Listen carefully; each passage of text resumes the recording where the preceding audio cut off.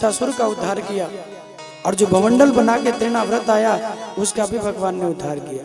लेकिन बड़ी कमाल की बात यह है, जिनको भी भगवान मारते हैं, दीन जानिते ही निज पद दीना, उनको दीन जानकर, भक्त जानकर, भले वो भगवान को ही मारने क्यों ना आए, उनको अपना दास, अपना भक्त जानकर भगवान अपने चरणों में ही स्थान दे देते हैं। बोले तू मुझे भले मारने आया, लेकिन मैं तेरे जीवन का उद्धार कर रहा हूं। और जब कंस ने अपनी दासी पूतना को भेजा, और वो पूतना भगवान को मारने के लिए आई, अपने वेश को बदल के आ गई। पूतना का नाम ही है पूतना, यानी जो किसी के भी पुत्र को ना रहने दे उसी का नाम है पूतना। अपना वेश बदल के आ रही है तो राक्षसी, लेकिन बन के बड़ी सुंदर आ रही है। और भगवान मानस में कहते हैं कि निर्मल मन जन सो मोहि पावा, निर्मल मन जन, सब लोग आइए,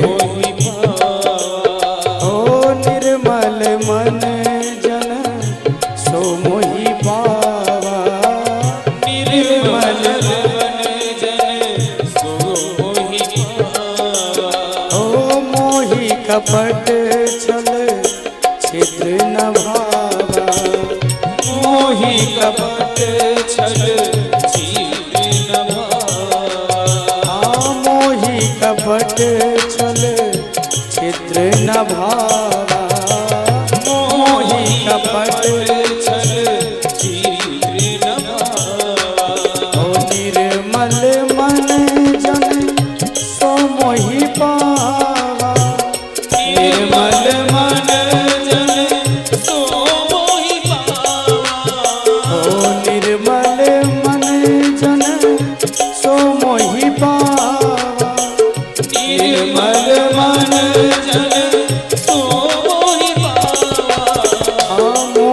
कपट छल मोहि कपट छल छिद्र न भावा, ओ निर्मल मन जन सो मोहि पावा, मोहि कपट छल छिद्र न भावा, ओ निर्मल मन जन सो मोहि पावा, कपट छल छिद्र न भावा। भगवान कहते निर्मल मन जन सो मोहि पावा। कोई कपट करके आता है तो भगवान को प्रिय नहीं है। जिसका हृदय भगवान के लिए प्रेमी बना है, जिनका मन बड़ा निर्मल है ना, वो भगवान को पाते हैं। निर्मल मन, लेकिन पूतना है तो राक्षसी, लेकिन बन के गोपी आ रही है।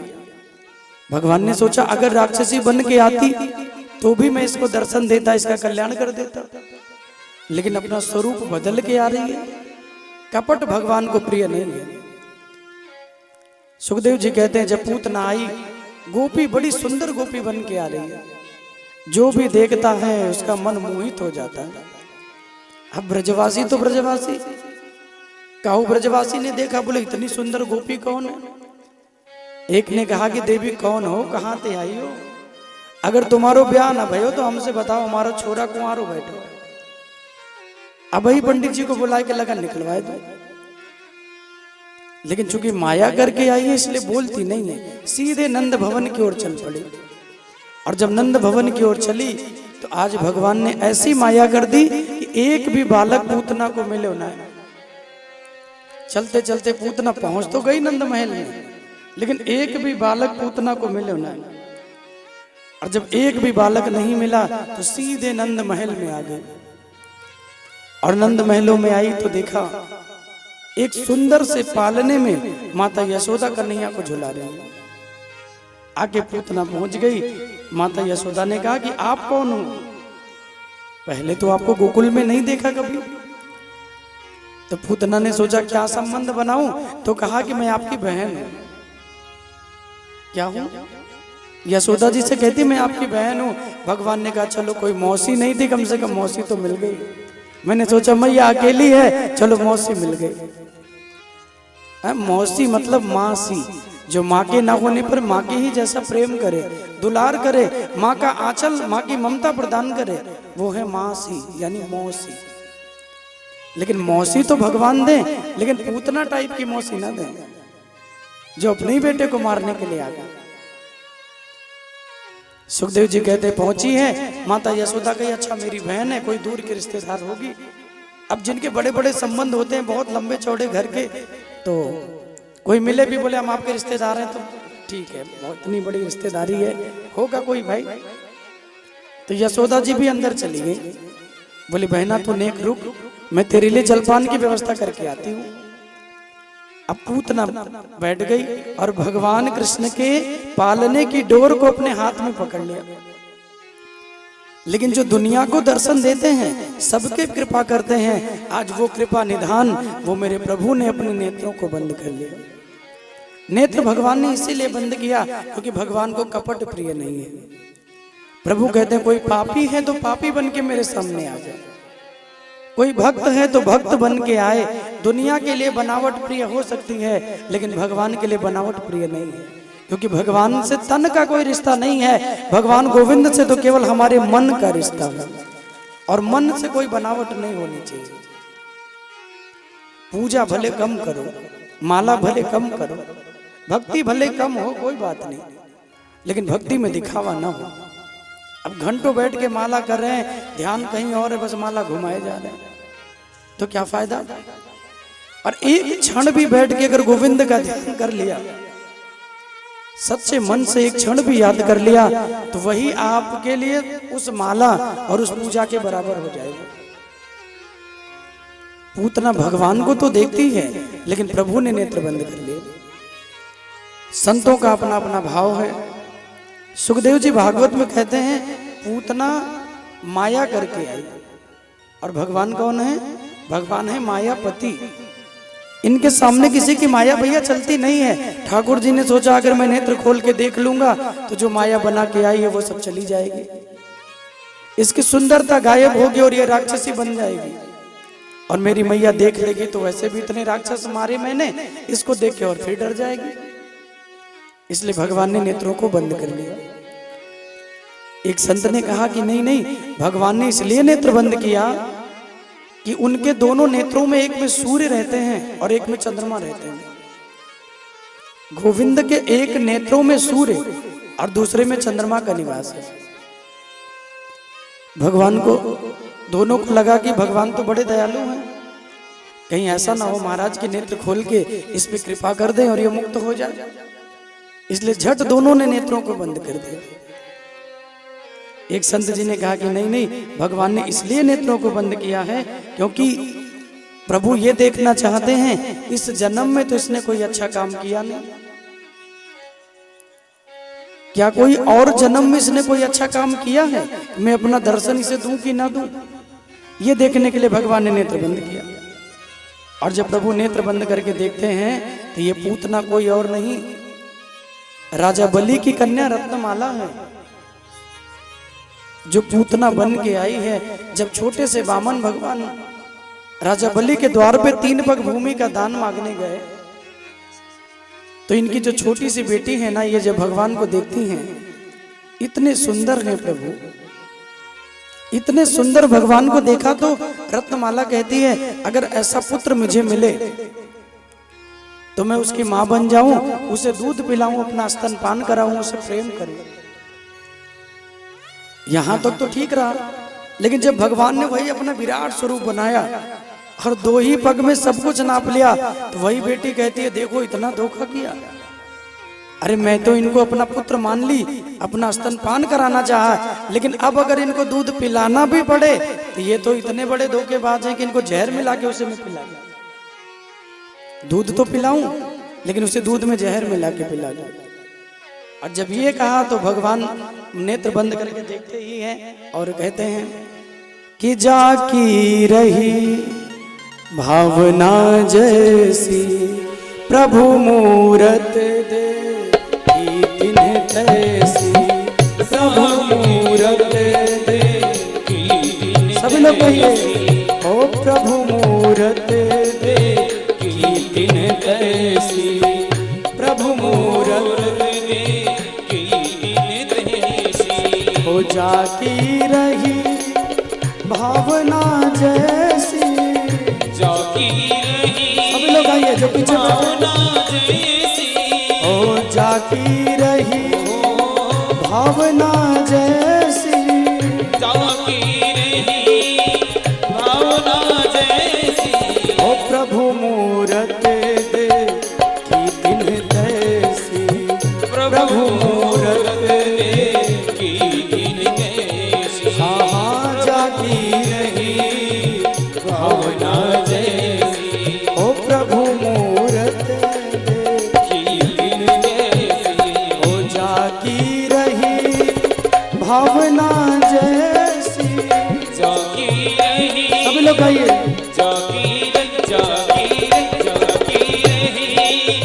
भावना जैसी, ओ जाकी रही भावना जैसी, जाकी रही भावना जैसी, ओ प्रभु मूरत दे की दिन कैसी, प्रभु मूरत दे की दिन कैसी, हाँ जाकी रही भावना जैसी, प्रभु मूरत दे की दिन कैसी, प्रभु मूरत दे की दिन कैसी, प्रभु मूरत दे की दिन कैसी। जिनकी भावना जैसी थी ना वैसे भगवान का दर्शन हो, और जिनकी भावना में जिस प्रकार का भाव होता है भगवान वही भाव पूर्ण करते हैं। कि भावना में भाव नहीं तो भावना बेकार है, और भावना में भाव है तो भव से बेड़ा पार है। जिनकी जैसी भावना होती है भैया उनको वैसा फल मिलता है। और बाबा मानस में कहते हैं कि जो इच्छा करी हूँ मन माही, प्रभु प्रसाद कछु दुर्लभ नाही। जो इच्छा करी हो मन माही, प्रभु प्रसाद कछु दुर्लभ नाही। ओ जो इच्छा करी हूँ मन माही, जो इच्छा करी हो मन माही, ओ जब इच्छा करी हूँ मन माही। जो इच्छा सब लोग आइए हो मन माही, ओ प्रभु प्रसाद पट दुर्लभ नाही, प्रभु प्रसाद कछु दुर्लभ नाही। आहा प्रभु प्रसाद कछु दुर्लभ नाही। ओ प्रभु प्रसाद कछु दुर्लभ नाही। अरे जो इच्छा करी हो मन माही, हरि प्रसाद कछु दुर्लभ नाही। जो इच्छा करी हो मन माही, हरि प्रसाद कछु दुर्लभ नाही। अरे जो इच्छा करी हो मन माही, प्रभु प्रसाद कछु दुर्लभ जो नाही। इच्छा करी हो मन माही, प्रभु प्रसाद कछु दुर्लभ नाही। अरे जो इच्छा करी हो मन माही, प्रभु प्रसाद कछु दुर्लभ नाही। जो इच्छा करी हो मन माही, प्रभु प्रसाद कछु दुर्लभ नाही। ओ हरि प्रसाद कछु दुर्लभ नाही, हरि प्रसाद प्रसाद कछु दुर्लभ नाही। हाँ जो इच्छा करी हो मन माही, ओ प्रभु प्रसाद कछु दुर्लभ नाही। ओ प्रभु प्रसाद कछु दुर्लभ नाही, प्रभु प्रसाद कछु दुर्लभ नाही, प्रभु प्रसाद कछु। दुर्लभ नाही। कभी राम कथा का अवसर मिलेगा तो वहाँ बहुत आनंद आएगा। अभी तो बस हमने थोड़ा सा अवलोकन किया। जिनके मन में जैसी भावना होती है उसी रूप में उनको भगवान का दर्शन होता है। मेरे लिए अगर आपकी भावना अच्छी है तो मैं गुरु हूँ, महाराज हूँ, कथावाचक हूँ, कथा सुनाने वाला हूँ। आपकी भावना मेरे लिए बिगड़ गई तो मैं आपके लिए कुछ भी नहीं हूँ, एक साधारण व्यक्ति भी नहीं हूँ। आपके बारे में अगर मेरी भावना बहुत सुंदर है तो आपकी जितनी वस्तु को मैं देखूंगा वो मुझे अच्छी नजर आएगी। और आपके लिए मेरे मन में बुराई आ गई तो आप कितना भी अच्छा करिए, मेरी हर अच्छाई आपको बुरी नजर आएगी। हाँ या ना? नजरिया जैसा होगा, सोच जैसी होगी, जीवन में प्रभाव भी वैसा ही होगा। इसलिए मैं हमेशा कहता हूं, अपनी सोच और अपने नेत्रों के दर्शन को हमेशा सुंदर बनाइए। भगवान कहते हैं जो भी इच्छा किया वो एक ही वरदान में पूरा कर दे। ये कहा कि पुत्र बन के आए, अपना दूध पिलाऊं, मां बनने का अवसर मिले तो दूध पिलाने भी आ गई। और जब विराट हो गए तो वही बेटी कहती है जहर मिला के इनको मार देते।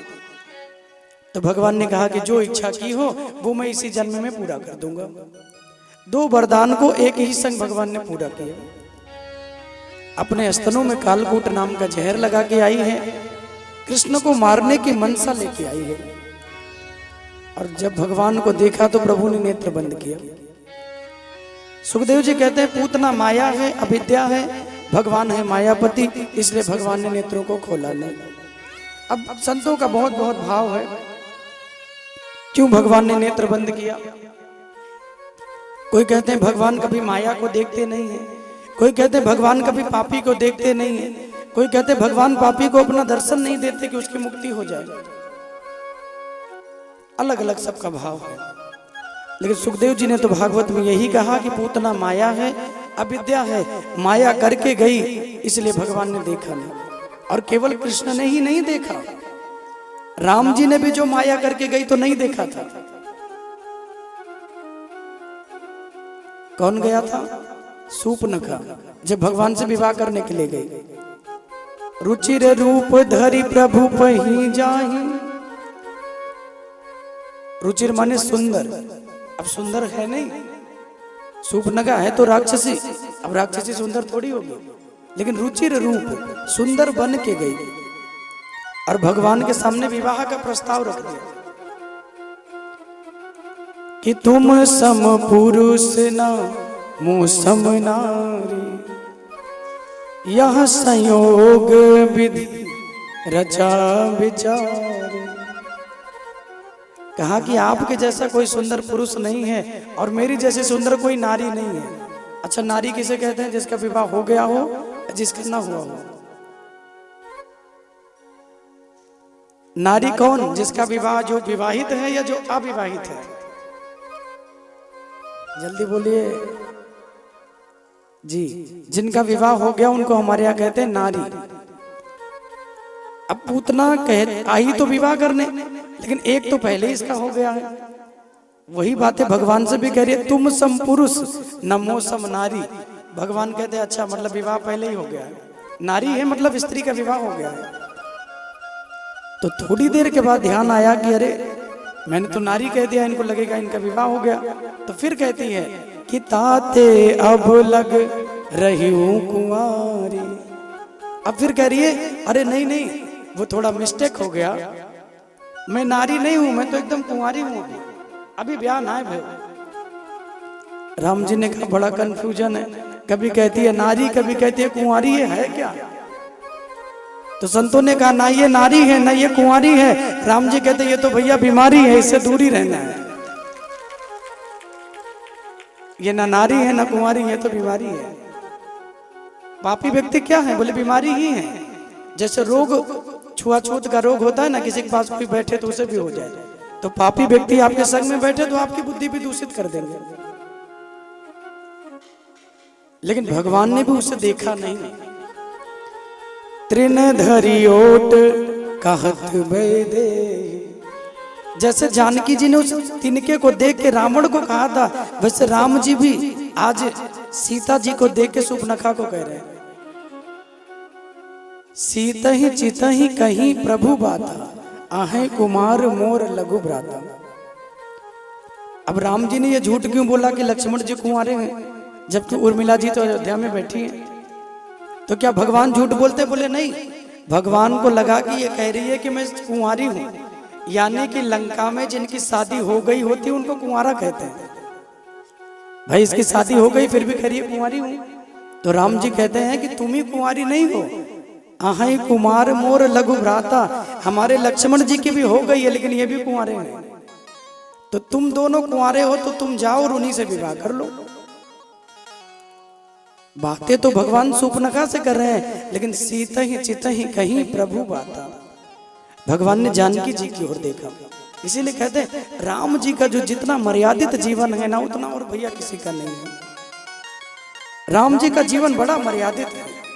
एक स्त्री भगवान विवाह करके पूरा जीवन प्रभु निकाल दिए। जानकी जी के अलावा भगवान ने किसी और की ओर नेत्र उठा के देखा भी नहीं। जीवन हो तो राम जी के जैसा, एकदम मर्यादित, एकदम सरल, एकदम सुंदर।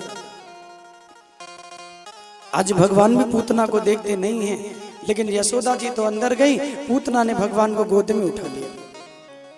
और जब गोद में पूतना ने भगवान को उठाया तो गोदी में लेके भगवान को उड़ गई।